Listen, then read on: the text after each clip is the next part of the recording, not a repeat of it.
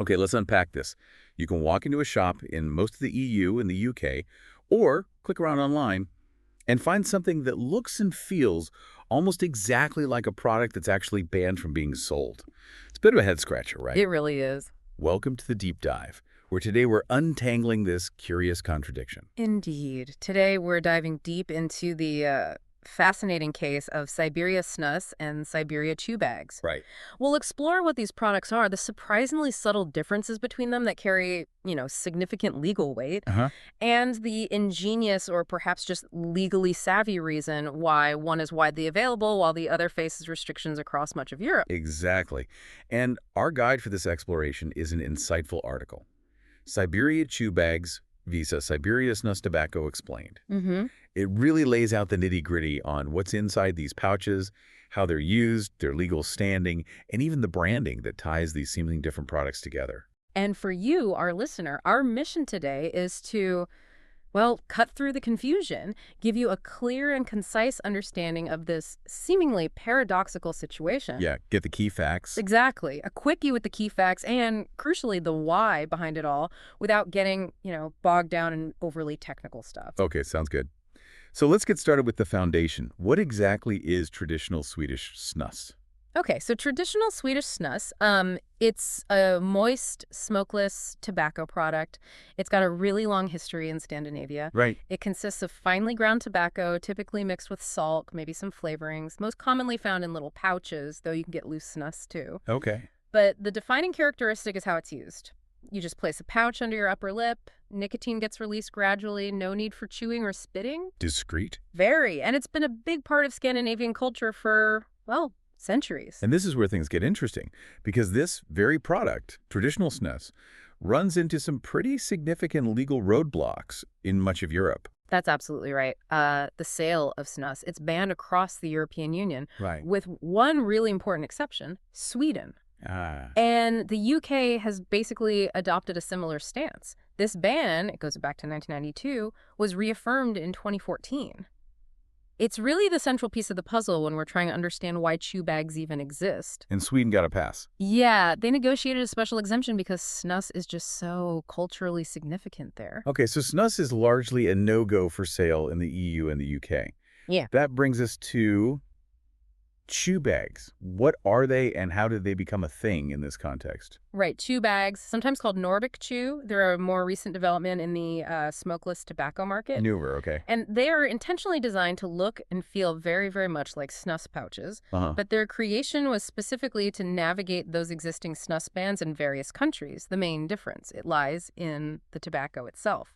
Chew bags contain coarse-cut tobacco. Coarse cut, not ground. Exactly. Quite different from the finely ground stuff in snus. And the pouch material is also often a bit thicker, maybe more robust, to handle potential chewing. So the name isn't just a suggestion then. They're actually meant to be chewed. That's the idea, yeah. The intended way to use them involves gently chewing the bag a few times, helps release the flavor and nicotine. Okay. And after this initial chew, they're typically just parked under the lip, just like snus. Now, here's where the legal maneuvering comes in. EU law specifically prohibits oral tobacco products intended to be sucked. Right, the snus definition. Precisely, but it makes an exception for chewing tobacco.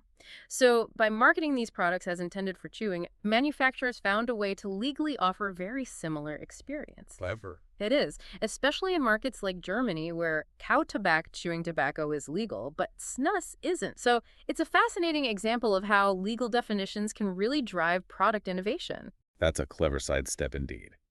So, beyond this intended chewing action, are there noticeable differences in what's inside the pouch and how it affects the user? Yeah, there are some technical differences in composition. Comes from that distinction between finely ground and coarse-cut tobacco. Okay. Snus uses finely ground, pasteurized tobacco, gives it a soft, moist texture. Chew bags, on the other hand, have a longer cut or more coarsely cut tobacco leaf. Results in a slightly, maybe tougher feel. And that affects the nicotine? It can influence how quickly nicotine is released, yeah. The finely ground tobacco in snus tends to release nicotine relatively quickly. Right. With chew bags, the coarser tobacco might release it a bit more slowly unless it's chewed, which helps break it up. Ah. And like I said, the pouch material for chew bags is generally a bit stronger too. But what about the actual strength of the flavors? Are those fundamentally different between snus and chew bags? Not necessarily, not at all. I mean, in terms of nicotine content and flavor, a chew bag can be formulated to be virtually identical to a snus product. Yeah, the article points out one reviewer even compared a chewing bag to a traditional snus and found minimal difference. Just maybe minor variations in moisture and how fine the tobacco grind was. Yeah. And both snus and chew bags also come in various portion formats, white dry, white portion, original or moist portion. Right, those affect things too. Exactly.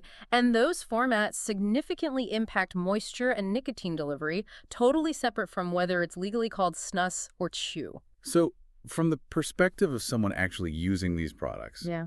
how different does it actually feel day to day? For the vast majority of users, the experience is remarkably similar. Okay. You got a small pouch, you place it under your lip for a while. Simple as that. Even with the chewing thing. Well, yeah. While chew bags are designed with the intention that they might be gently chewed, loads of users just don't. They place them under their lip and leave them there, exactly like snus. Right. And crucially, neither product requires spitting, which makes them both pretty discreet. Any variations you might feel in flavor intensity or nicotine delivery, that's primarily down to the specific recipe of that product, the moisture, the flavorings, the nicotine strength itself. Not the chew versus snus label. Exactly. Yeah. Not the fundamental classification. Some chew bags might advertise, a burst of flavor if you bite them, but they work just fine passively too. So really, it's mostly legal stuff and minor manufacturing tweaks. At the end of the day, yes, that seems to be the long and short of it. This brings us back to the legal tightrope walk. Can you just remind us of the current situation with snus and chew bags in the EU and the UK? Sure. So, as we said, snus sales Mm. prohibited in the EU since '92, Sweden being the exception. UK has a similar ban. Right. Chew bags, though, they initially found their niche by fitting that legal definition of chewing tobacco, which is permitted. The loophole again. Loophole. And for a number of years, this allowed people in the EU and UK to legally buy chew bags, often online, even though snus itself was banned. So you'd see familiar brands. Oh, yeah. Brands like Odin's or Siberia, marketed as snus in Sweden, but sold as chewing bags elsewhere with only tiny alterations. Siberia is a prime example, famous for being super strong. Legally sold as Siberia chew bags in the UK and EU makes it accessible despite the snus ban. But the article mentions some recent shifts in the regulatory landscape. What's been happening there? Yeah, things are definitely evolving. There's been increasing scrutiny from authorities. They're questioning whether these chew bags that are mostly just parked under the lip like snus should really be called chewing tobacco. Okay. Pushback. Exactly. A big development was a 2023 ruling by a court in Bavaria, Germany. They basically classified chew bags as snus, Wow. which effectively led to their ban in that specific region, and Yeah. that ruling could potentially influence regulations elsewhere in the EU. So the loophole might be closer. It seems like it's getting tighter, yeah. Chew bags are still available in many places, but the situation's dynamic. You really need to be aware of local laws. Good advice. But as a general rule of thumb, any tobacco pouch product you see legally sold in the EU and UK today, it's almost certainly labeled as a chew bag. Genuine snus just can't be openly marketed for sale. So let's try to crystallize the core differences between snus and chew bags at a glance, just for clarity. Okay, good idea. Let's break it down. First, tobacco cut and prep. Snus, finely ground. Chew bags is coarse cut, different texture. God. Second, couch material. Snus is usually standard, like a tea bag. Chew Yeah. bags, generally thicker, more durable for that potential chewing. Right. Third, how you use it. Snus is just placed under the lip, no chewing needed. Chew bags are designed for a few initial chews, then parking, though many users skip the chewing part. Okay. Fourth, nicotine release. Both offer steady delivery. Chewing a chew bag might speed up the initial hit, but the overall nicotine content can be identical. Moisture level often matters more here than the snus chew label itself. Makes sense. Fifth, flavor variety. Snus used to have way more options historically, but chew bags have really caught up, often mirroring the same flavors. And finally, the big one, legal classification. Snus, oral tobacco, banned for sale in EUK, except Sweden. Chew bags equal legally sold as chewing tobacco. So exempt from the snus ban, that's the crux of it. It's remarkable how manufacturers have adapted. The article highlights several key players offering both snus and chew versions. Let's look at some of these major brands. Absolutely. One of the most prominent is GN Tobacco, Swedish company, known for really high nicotine snus. Like Odin's in Siberia. Exactly. Odin's range and the exceptionally strong Siberia brand. So to serve EU consumers, GN makes chew versions. Odin's is available as chewing tobacco portions in the EU. Odin's cold dry chewing bags, for All instance, right. allows EU users to get those Odin's flavors and strengths. And Siberia, likewise, sold as Siberia chew bags in the EU and UK. So they have parallel lines. Pretty much. It's a dual product line strategy that really shows how they're working within the legal framework to reach people globally, despite different rules.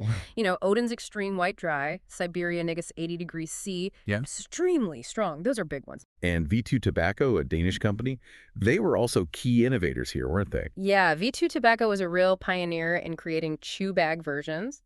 Their popular Thunder Snus, Heard of that one. yeah, known for strong nicotine, flavors like frosted, original. They released it in a Thunder Chew format specifically for EU countries. Same recipe. Essentially, yes. Yeah. Same recipes as Thunder Snus, just slight tweaks to the tobacco cut to meet that chewing tobacco definition. They did it with other brands like Off-Road, too. Yeah. Thunder Frosted, Extra Strong, Thunder Original, both came in Snus and chew formats. V2 got bought by Swedish Match in 2017, but the Thunder brand continued, and their chew bags were pretty widely available, especially online for UK folks and in places like Germany and Denmark. Even the industry giant Swedish Match got involved, though it sounds like their approach was maybe a bit more selective. That's right. Swedish Match, biggest Snus producer, makes iconic brands like General, Göteborg's Rapé. Definitely. They also experimented with chew bags. For instance, they launched General chew bags in Switzerland back in 2016. Okay. These were basically General Snus portions, but made with cut tobacco, tougher pouch, marketed as chewing tobacco. Mirrored the classic General flavors original, white mint. How do they describe them? Swedish Match described them as cut tobacco in small pouches, designed for chewing a few times, then placing under the lip. Göteborg's Rapé, with its unique juniper flavor, also saw a chew version in some EU markets. Less common. Yeah, their offerings seemed a bit more limited compared to the smaller companies focusing on that chew bag market. So if you do find General or Göteborg's Rapé sold in the EU, it's almost certainly the chew bag version, labeled chewing tobacco. And what about some of the other brands mentioned, like Gotland Snus and AG Snus? Right. Gotland Snus, they make Jacobsen Snus, known for more, maybe nuanced flavors. They also introduced chew versions like Jacobsen's Chew and Cruiser chew bags, mainly aimed at places like Germany. Tried to replicate those distinctive Jacobsen's flavors legally. Okay. And AG Snus? AG Snus, Danish producer of the Captain brand. They offered some Captain products as chew bags too, but more notably, they launched a whole separate brand called INK. Lepin K. Yeah, specifically as a modern chew bag line just for the EU market. Interestingly, INK chew bags don't have a direct Snus equivalent in Sweden. Purpose-built. Exactly. Created specifically to give that Snus-like experience legally to EU consumers, offered various flavors and strengths, Ink Strong Original, Ink Extreme Ice, things like that. Now, let's really zoom in on the central focus here, Siberia. This brand has built up quite a reputation, hasn't it? Oh, absolutely. Siberia's reached almost legendary status, particularly for its incredibly high nicotine strength and that super intense flavor. Made by GN Tobacco, right? Yep, GN Tobacco. It's often called the strongest snus in the world, and for good reason. That's strong are we talking? Some variants hit 43 milligrams per gram of nicotine. Wow, that's a lot. It's significantly higher than most other strong snus products out there. And flavor-wise, it's typically this sharp, powerful mix of mint and menthol with dark tobacco. Creates a really potent, long-lasting cooling effect. Intense combo. Very. And this mix of extreme nicotine and intense mint has built this really dedicated following worldwide, even where it's not officially sold as snus. It caters to a segment looking for that extreme experience. So when we specifically compare Siberia Snus versus Siberia chew bags, what are the actual tangible differences, if any? Okay, this is the crucial point. In Yeah. terms of nicotine content, flavor profile, the overall format, there is virtually no discernible difference. Really? None. Pretty much none. Siberia chew bags use the exact same recipe as Siberia Snus. The only potential minor tweak is maybe a fractionally coarser cut of the tobacco just to meet that legal classification for chew bags. And users notice. Users consistently report the experience is practically indistinguishable. You get the same intense mint rush, the same incredibly strong nicotine hit. It's very common for retailers, even consumers, just to call Siberia chew bags Siberia Snus because they look, smell, and feel identical. So the label is the main thing. Essentially, yes. A can of Siberia Negish 80 degrees C. Extremely strong, white dry in Sweden says Snus. The exact same can in, say, Germany will likely say chewing tobacco. Might have a little picture suggesting chewing. Yeah, maybe a small graphic. But the effect under the lip, exactly the same. It's almost like a legal game of semantics, really. And how do users typically handle these Siberia chew bags? Do they actually bother chewing them? Well, while you can chew them slightly, the packaging might even suggest it to speed up release. The reality is, many Siberia fans just park the pouch under their lip, exactly like traditional snus. Especially the dry ones. Yeah, exactly. Many popular Siberia versions are white dry, meaning low moisture. That gives a slower drip, longer lasting experience. Chewing can moisten it faster if you want a quicker hit. And the pouch holds up. Oh, yeah. The pouch material in the chew-labeled cans is designed to be durable enough for gentle chewing without tearing. Retailers often describe it as optimized for taste and nicotine delivery, with that option to chew for a faster effect. So same product, different label. Fundamentally, yes. Yeah. Siberia Snus and Siberia chew bags are essentially the same product with different legal classifications. That chew bag label is what lets UK and EU consumers legally get their hands on this extremely potent stuff. The article provides a rundown of some of the main Siberia variants. Could you give us a quick overview of those? Sure. So the iconic one is Siberia Nanic at 80 degrees C, white dry, usually a red can. It's a white dry portion, intensely freezing spearmint menthol flavor, and that massive 43 milligram nicotine, long-lasting, minimal drip. The famous red one. That's the one. Then there's Siberia Brown. That's an original portion format, so it's moist. Still 43 milligram nicotine, but gives a faster, harder initial hit. You get richer tobacco notes alongside the mint, too. Siberia Black is interesting. It ditches the mint entirely, offers a dark tobacco taste, maybe some spicy notes, but keeps the ultra-high nicotine. Comes in original and white dry. For traditionalists, maybe? Could be, yeah. If you want extreme strength without the mint blast. And finally, Siberia Ice Cold, often in a blue can. This is a white portion, but with slightly lower nicotine, still high at around 24 milligram, and a crisp mint flavor. Quicker release, more drip than the white dry, maybe a bit more approachable within the Siberia range. It certainly sounds like Siberia products are not for the faint of heart. What's the typical user experience like, and who is this really for? Intense is the word. Using Siberia, Snus, or chew bag form, it's generally a very strong experience, even for seasoned You users. feel it immediately. Oh yeah, the nicotine buzz is often immediate and very pronounced, especially with the moist portions. People report a noticeable head rush, a strong kick, sometimes that tingling from the mint. So definitely not for newbies. Absolutely not. Not recommended for beginners at all. Even experienced users should be cautious. Retailers often put explicit warnings on them about the high nicotine. Right. Siberia is really aimed at people who are already heavy nicotine users with a high tolerance. Think former heavy smokers, long-term snuff users needing something stronger. Or specific use cases. Yeah, also favored by those who maybe only use 1 or 2 portions a day but want a really strong, lasting hit.